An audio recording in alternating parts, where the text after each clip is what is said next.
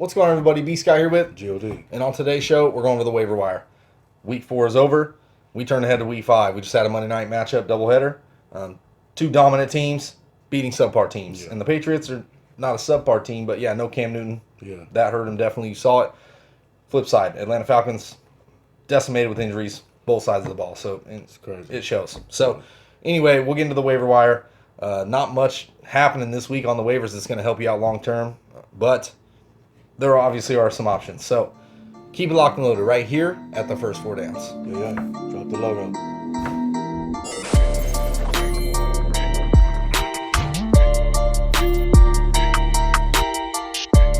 What's going on, everybody, and welcome back. B. Scott GOD here, and we're going over the waiver wire. Week 4 is over. Some surprising games from the weekend. Some terrible games. Absolutely. Yeah. Cowboys, they lost. Seattle Seahawks.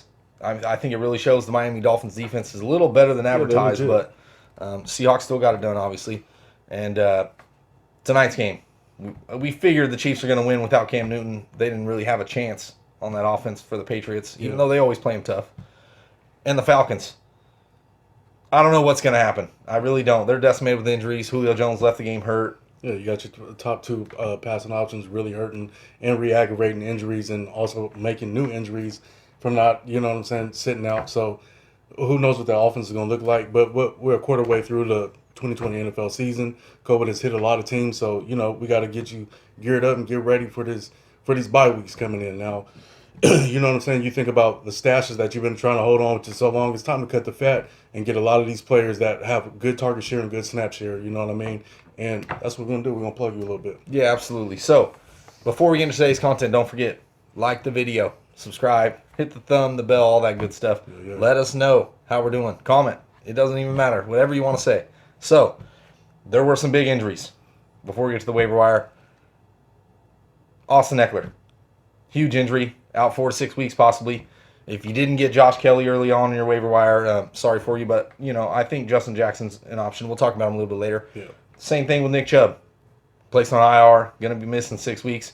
Obviously, Kareem Hunt's there. That's great for the Kareem Hunt owners out there, but... He did suffer injury as well. Yeah, of course. So, we'll start today's waiver wire at the quarterback position. So, there's one quarterback that I would like to have season long that should be rostered. It's got to be Justin Herbert. Now, obviously, Anthony Lynn doesn't want to come out and just name him the starter. They still want to give Tyrod Taylor that option. I don't know. I don't see why. Herbert is passing the eye test. They're not winning the football games, but they're decimated with injuries on offense and defense. 3 touchdowns last week to undrafted wide receivers. Herbert's balling out, kind of. Yeah. Coming off a game with 290 yards, 3 touchdowns. Back-to-back 300-yard games to start his career. Yeah, him and Burrow just really killing it, like averaging 300 yards per game right now. But Burrow, excuse me, but Herbert, what I like about him a lot, he's hitting it downfield, pretty pinpoint. You know what I'm saying? So, that's very good on the outlook for the season. Yeah, and also Austin Eckler being hurt. Yeah. Who knows if they struggle to run that football a little bit. Especially with their D-line being hurt until Melvin Ingram gets back. You know what I'm saying? I don't think you could consider that defense very, very credible. So you look at a lot of negative game script for them, and they're going to throw the ball. Yep, plain and simple. So Herbert's owning 16% of leagues. Pick him up. At least as a backup bye-week filler. He's got a couple tough weeks. He's on the road against the Saints next week, but he plays the Jets after that. Yeah. Definitely a possible stream. So all these guys, you know what I'm saying, these next couple of weeks, these are guys that you're not going to plug and play. These are guys that you're going to stash. That's better than your stash right now. You know what I'm saying? You look at guys like A.J. Green and, Michael Gallup. They're just not producing where they're supposed to be. It's time to start, getting rid of those projects that you got on your bench and get guys that got actual target share. Yeah, absolutely. So, a couple streams. Quarterback position, Teddy Bridgewater. 19% owned. Last week balled out with 3 total touchdowns. 270 passing yards. Playing the Atlanta Falcons. He even ran that's what I'm saying. A touchdown. Yeah, so too. Exactly. So playing the Atlanta Falcons, you already saw Aaron Rodgers. They just embarrassed them. They made him look silly tonight. Yeah, that's probably the best offense in the league right now. I'm telling you. So Bridgewater definitely a stream for me next week playing Atlanta. Also, I'm going to mention it. Daniel Jones has not looked good throughout the first 4 games of the season. He's played some tough as a starter. He's played some tough defenses. He did the same thing last year against tough defenses. He struggled against bad defenses. He really produced. Now. I get it, no Saquon Barkley, but Devontae Freeman showed a little bit of life last week. He did 30 yards rushing, 30 yards receiving, only in his second game. I don't care if his dad was Indiana Jones. I still wouldn't play him. Okay. Anyway, Daniel Jones is a streamer for me next week. 30. He's 34% owned. I can't believe that, but still, he's on the streamer option. So we'll move on to the wide receivers.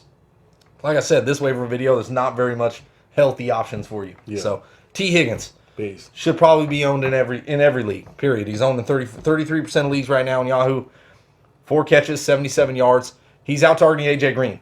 Yeah. And what I like best about it, he's actually getting some red zone targets. And as a rookie, that shows promise, especially with Joe Burrow. Yeah, Burrow done hit him all day. Yeah, and in negative game script. Cincinnati's defense, terrible. Yeah. You saw last week, they got, you know what I mean? Hats off to Burrow, got his first win.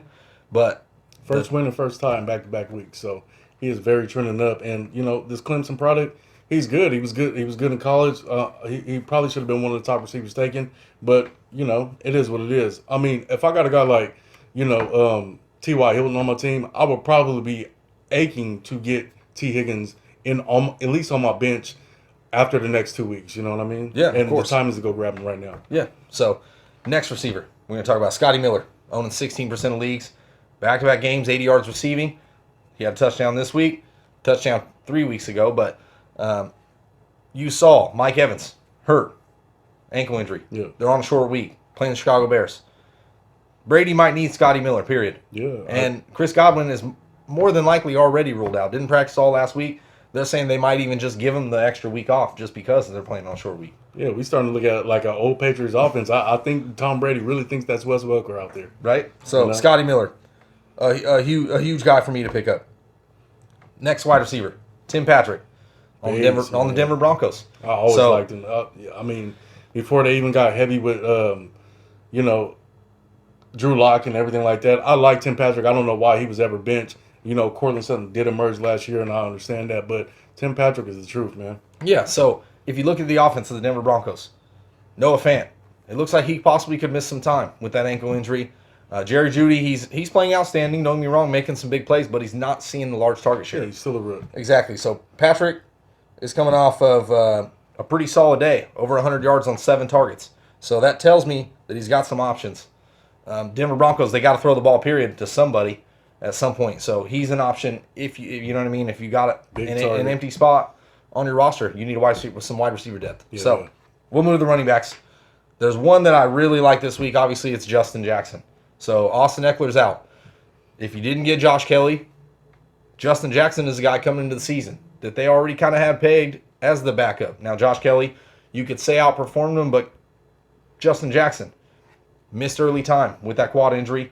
I think it was a quad calf, whichever. Missed time with the injury, and now Austin Eckler's out 4 to 6 weeks. Jackson is kind of a speculative ad. I'm not saying pick him up, throw him in your lineup. I'm saying pick him up. You never know what's going to happen in that offense. And really, they've ran a two-back system forever. Yeah, I feel like, if you want to put him on your bench for right now, that's cool. I wouldn't necessarily be starting him yet until you see the workload. I mean, because even with Austin Eckler, Joshua Kelly still, in that game against Kansas City had 23 carries, But what's different about that, Anthony Lynn is the defensive coach, first of all, and he's a running back coach. So, I mean, Kelly did lose a fumble in this last game. So, too many more of that, I mean, he could be out of the lineup, you know what I'm saying? So, I feel like right now it is probably his back to own. I will take the over on that, you know what I'm saying? Yeah. I mean, with Jackson filling in, you know what I'm saying, probably on passing down work. Yeah, of course. So, we'll move to the next one. Damian Harris, tonight. New England Patriots, 17 carries, 100 yards rushing. Surprise. Sonny Michel gets put on the IR. Is he really hurt? I mean, who knows? When did he get hurt? He wasn't even on the injury report. Yeah, that's the craziest part, and they placed him on IR. So, the backfield was crowded. We knew this was happening just with them bringing Damian Harris off the IR. So, and then they got James White back, too. That's what I'm saying. So, they just have a crowded backfield. They need to move somebody somewhere. So, Sonny Michel, he's on the IR now. Who knows when he's going to come off? But Damian Harris tonight looked great. Led the backfield in carries. Had 100 yards rushing. He's definitely a guy that I'd be rostering right now. Plain and simple. And on a weekly basis, I get it. There's some spots where you may not necessarily be starting him. But as a bye week filler, you never know.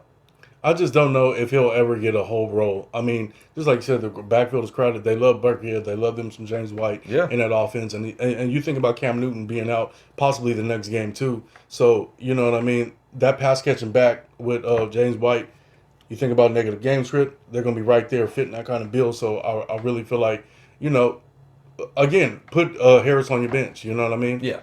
Yeah, he's definitely an option for me. Yeah. So, one guy I want to mention, Dearness Johnson. Now, he came in against the Dallas Cowboys for Nick Chubb, essentially. Carried the ball, had 95 yards on 13 carries. Kareem Hunt came into the game, kind of hobbled a bit with the groin injury. We don't know if, obviously it's Kareem Hunt's backfield. That's what I believe. So it was enough for him for them to take him out the game. You know what I mean? So, I mean, just looking on your injury reports all week, follow Kareem Hunt. But Dearness Johnson, yeah, he looked okay though. Yeah, this is a guy I would be putting on my team, or a speculative ad coming into the week, because who knows? Especially any of those guys in the Stefanski offense. You know what I mean? You know that the run plays are going to be pretty well executed. You know what I'm saying? The personnel really don't matter. Yeah, of course. So we'll move to the tight ends. Just a couple this week to mention. First off, I'm going to bring up Robert Tonyan. You saw tonight, Green Bay Packers 3 touchdowns, 3 straight games with the touchdown. True. Exactly. So this is my only worry. He is going on bye. So if you just got a roster spot where you can pick up a guy and not have to worry about it, yeah, you could stash him a little bit.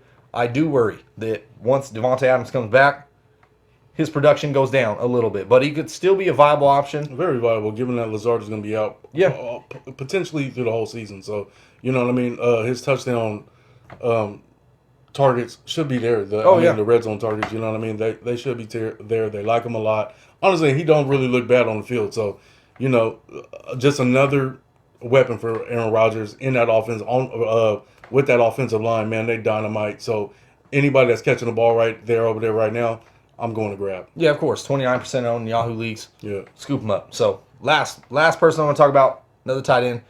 He is owned in 52% of leagues, but if he's available in your league, pick him up. Dalton Schultz. I'm sorry, Dallas Cowboys. Last 3 weeks, 24 targets. Only behind Darren Waller in targets at the tight end position. So let me minus Kittle for 15. I get it this week, but still very effective in that offense. A defense has really struggled, giving up the most points in the league by far. I'm getting him in my lineup. Yeah. The production is there. It's the Dak attack, man. You know what I'm saying? Like, this man is on pace to almost 7,000 yards. Yeah. That's unheard of. He's hitting everybody except for Michael Gallup right now. Go get you some Dalton Schultz. You know what I'm saying? I think that's going to be highly sustainable throughout the course of the season. You look at that defense, it's the secondary shit. So, you know what I mean? You think about teams that they're going to play, even in that division, you know what I'm saying? They're going to be in wars a lot of times, and Dak is going to throw it through the air. Schultz will be right there to catch these passes. If you follow the Dallas Cowboys through the offseason, Blake Jarwin was a big breakout candidate this year, but he went down week 1. So Schultz is taking his place, and he's just fit straight in there. You know what I mean? So I'll be grabbing him all day. Of course. Honestly, I'd arguably be trading for him if you can as a cheap buy, if possible, because low end tight end 1. Yeah, absolutely. Strength schedule is ridiculous. Yeah. I want to say he's the 5th tight end right now in fantasy points. Well, outside of Kittle's blow up. So, but he was 5th anyway. So yeah, that's definitely a guy I'd be targeting. I'd probably rank him right behind Ertz right now. Yeah, to be honest with you. I mean, I would probably take him ahead of Ertz. Ertz looks so bad. But that's been the waiver wire. That's the players we've been looking at. So for the first 4 downs, it's been B Scott, GOD, and we out.